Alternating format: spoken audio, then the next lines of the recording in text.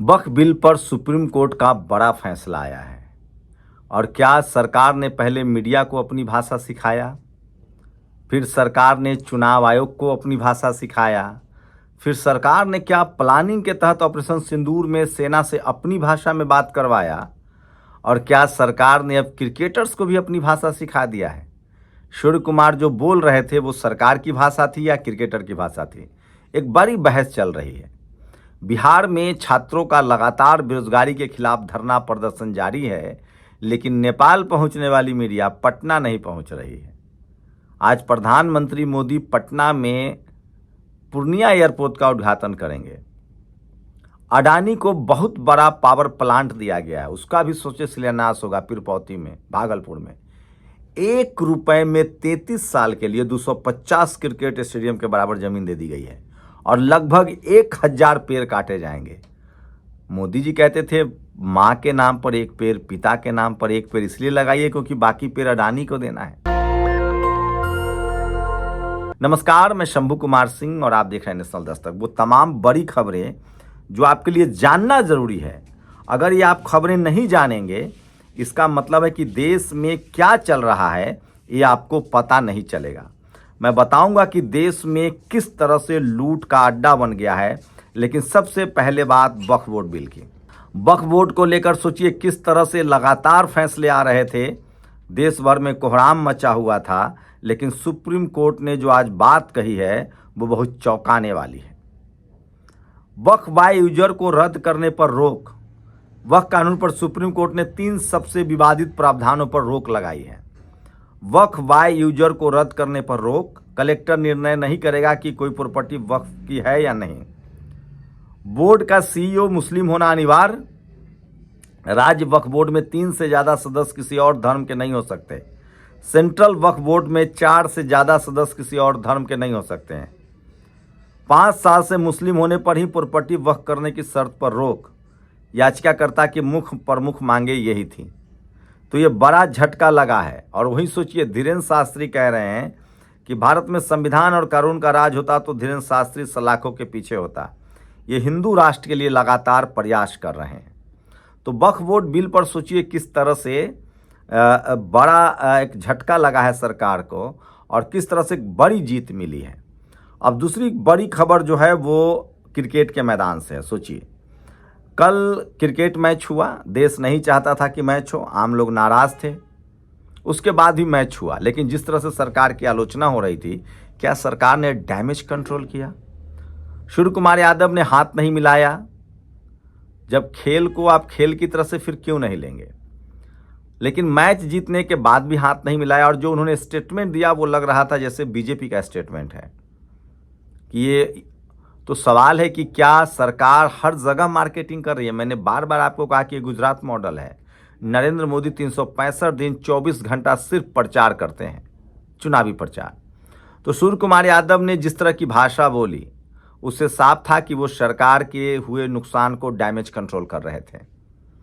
उन्होंने खेल पर नहीं बोला, ये अच्छी बात है। उन्होंने जो कहा कि हम ये जीत जो है वो पहलगाम के शहीद लोगों को सॉलिडारिटी में कर रहे हैं, हम अपनी सेना की सॉलिडारिटी में कर रहे हैं। लेकिन भाषा तो ये क्रिकेट वालों की नहीं थी, राजनीति वालों की थी। वहीं दो सोचिए, चुनाव आयोग की भाषा आप जानते हैं, चपरासी से लेकर चीफ जस्टिस तक किस तरह की भाषा इस्तेमाल हो रहा है।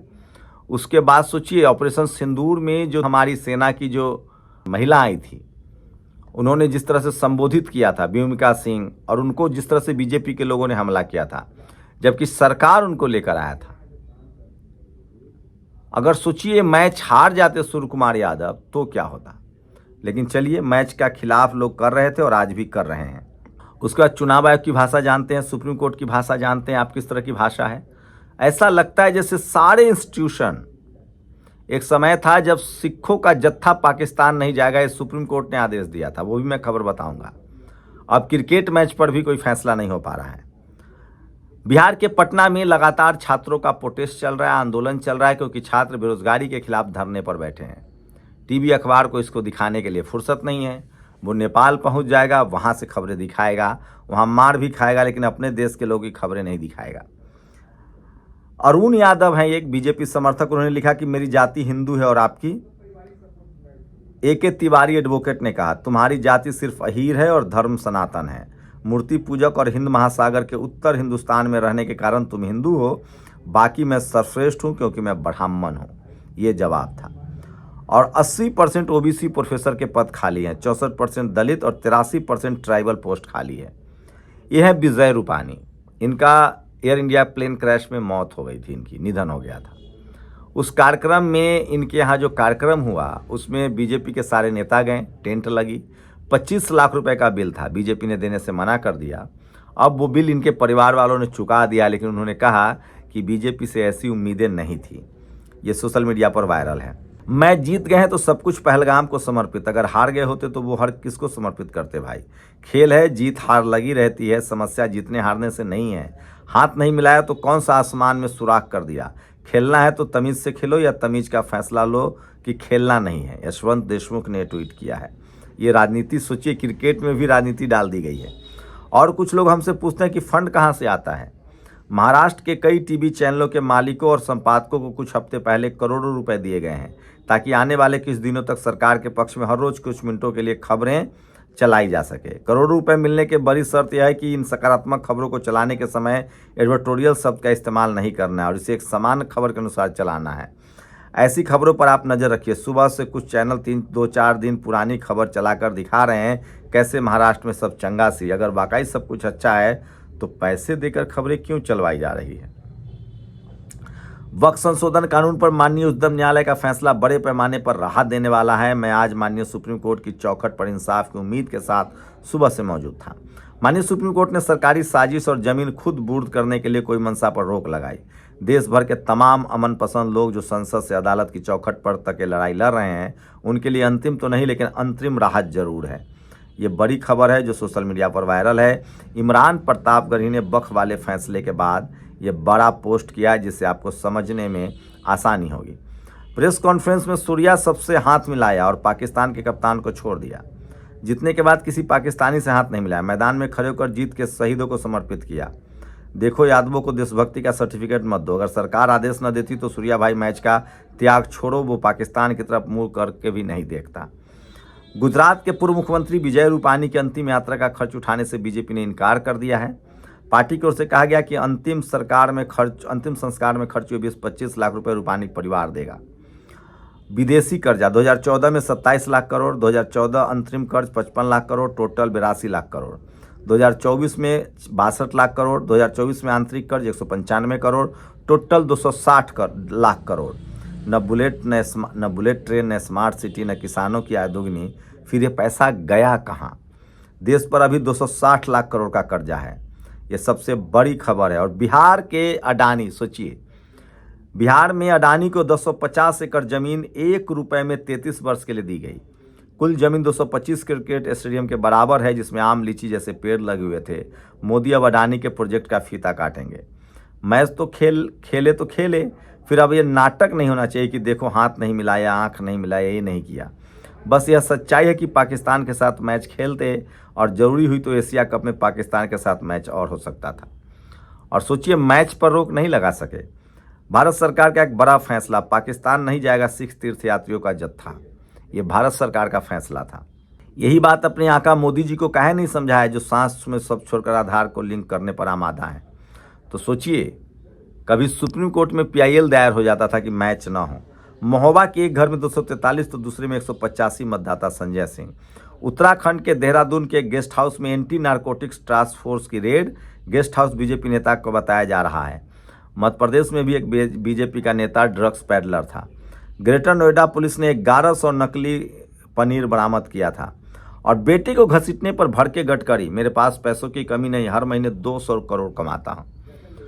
सोचिए कभी स्कूटर पर चलने वाला आदमी आज 200 करोड़ हर महीने कमाता है। यह सिस्टम का सपोर्ट है। अगर आप दलित, पिछड़ा, किसान, आदिवासी, अल्पसंख्यक हैं तो लालू यादव की तरह जेल चले जाएंगे। आज सुप्रीम कोर्ट में योगी सरकार की अग्नि परीक्षा है। बिहार विधानसभा और विधान परिषद योगी सरकार के कार्यकाल में हुई एडमिनिस्ट्रेटिव ऑफिसर भर्ती परीक्षा में भाई भतीजा बात पर सुप्रीम कोर्ट है।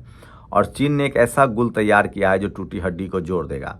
पहले लोहा लगाकर जोड़ा जाता था, फिर लोहा को निकालने के लिए सर्जरी की जाती थी। सोचिए, रूस ने कैंसर के वैक्सीन का ऐलान किया है। ये तमाम बड़ी खबरें हैं जो सोशल मीडिया पर वायरल है, और सोशल मीडिया ही सच्चा मीडिया है, सोशल मीडिया ही बहुजन मीडिया है। और 4 महीने पहले 59 भारतीय नेताओं ने 32 देशों का दौरा करके कहा कि पूरी दुनिया पाकिस्तान को अलग थलग कर उसे आतंकवादी राष्ट्र माने।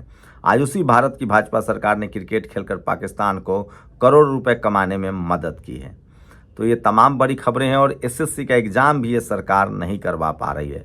उत्तर प्रदेश के जिला गाजियाबाद के मसौटा में दलित युवक के साथ जातिवादियों ने मारपीट की है। ये सबसे बड़ी खबर है जो सोशल मीडिया पर वायरल है। इसलिए मैं कह रहा हूँ सोशल मीडिया ही सच्चा मीडिया है, सोशल मीडिया ही बहुजन मीडिया है। तो ये वो खबरें हैं जो आपको जाननी चाहिए। ये खबर जानना बहुत ज़रूरी है। और भूरा बाल ही तय करेगा कौन बैठेगा बिहार के सिंहासन पर। आनंद मोहन, एक दलित डीएम की हत्या के दोषी आनंद मोहन, जिसको नीतीश कुमार की सरकार ने कानून बदल के छोड़ दिया, वो कह रहा है कि भूमिहार, राजपूत, ब्राह्मण और लाला ही तय करेंगे कि बिहार का मुख्यमंत्री कौन होगा। इनकी आबादी ही 10% है। दरअसल 90% के लोग आपस में लड़ रहे हैं, इसीलिए ये हालत है। और दिलीप मंडल ने कहा है कि यहाँ के अमीर लोगों को तमीज़ नहीं है। वो 30,000 के रूम में रहते हैं लेकिन साफ सफाई नहीं करते हैं। कौन है भारत के अमीर? दिलीप मंडल अब जातिवाद से हटकर अमीरवाद पर ज़्यादा लिखने लगे हैं, लेकिन इशारा साफ है। शुक्रिया। दस्तक की आपसे गुजारिश है कि अगर इसको बचाना चाहते हैं तो नेशनल दस्तक को सब्सक्राइब करने के लिए रेड कलर के सब्सक्राइब बटन को दबाएं, फिर बेल आइकन की घंटी दबाएं। नेशनल दस्तक को बचाने के लिए बहुत ज़रूरी है कि हर खबर को शेयर करें, लाइक करें, कमेंट जरूर करें।